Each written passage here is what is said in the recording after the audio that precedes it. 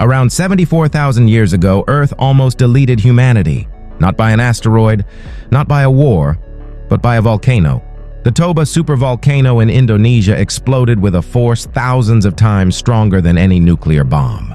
Ash covered the sky worldwide. Temperatures crashed. A volcanic winter began. Scientists once believed up to 90% of humans vanished.